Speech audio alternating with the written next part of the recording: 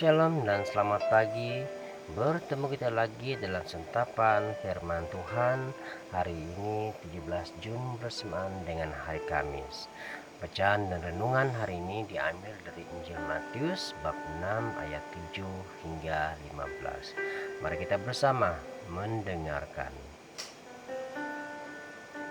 Tuhan berserta kita sekarang dan selama-lamanya. Inilah Injil Yesus Kristus menurut Matius. Dimuliakanlah Tuhan.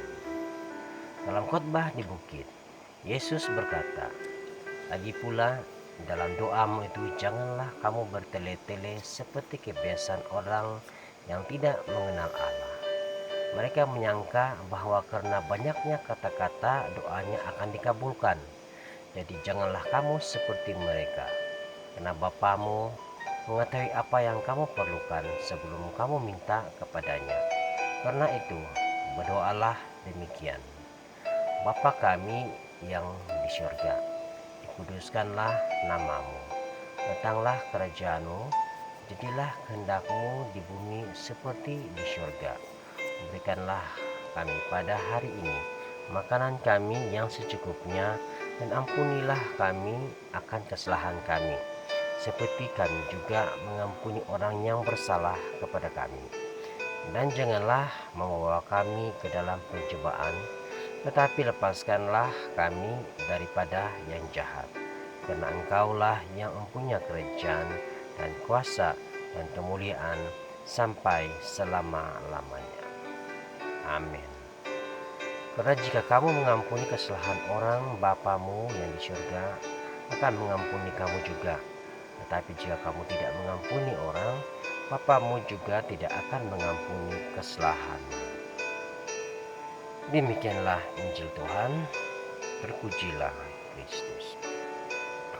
Saudara-saudari yang seiman dalam Kristus, Yesus mengajar kita berdoa dengan tidak berpanjang-panjang seperti orang yang tidak mengenal Allah. Dia mengajar kita berdoa Bapa kami, atau doa yang diajarkan Yesus kepada murid-muridnya.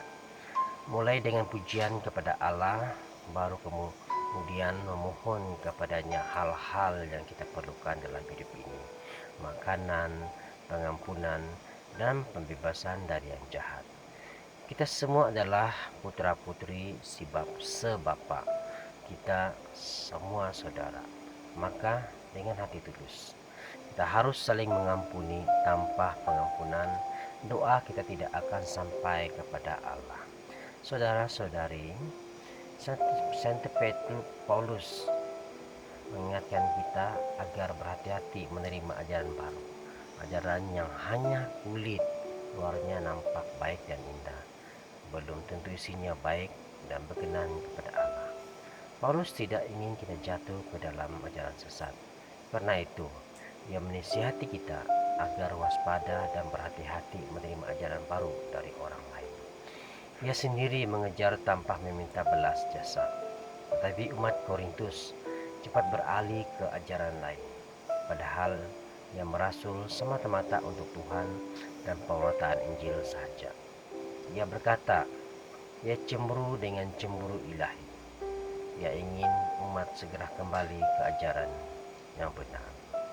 Saudara-saudari, sekarang ini banyak informasi yang biasa kita dapatkan dari berbagai media cetak dan elektronik di era digital ini. Kita perlu waspada, sebab tidak semua informasi itu tepat dan benar isinya. Ada kalanya berita itu hanya untuk memuaskan mata dan telinga duniawi saja, yang memberi kita harapan palsu. Kita perlu berhati-hati menyerap informasi, apalagi yang bertentangan dengan ajaran iman dan yang benar. Kita perlu melakukan diskrement, perbedaan roh, tahu mana ajaran yang benar dan yang tidak benar, agar tidak tersesat. Hendaknya kita pun tahu malu bertanya kepada orang yang ahli dalam ajaran iman dan yang tekun membaca firman Tuhan dalam Alkitab.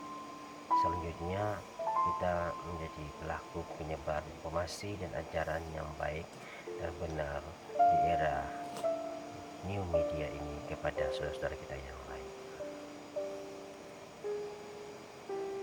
Marilah kita berdoa. Ya Tuhan, ajarilah aku berlaku bijak, agar aku tidak jatuh ke dalam tawaran-tawaran ajaran palsu yang menggiurkan dan memberikan nikmat sesaat saja.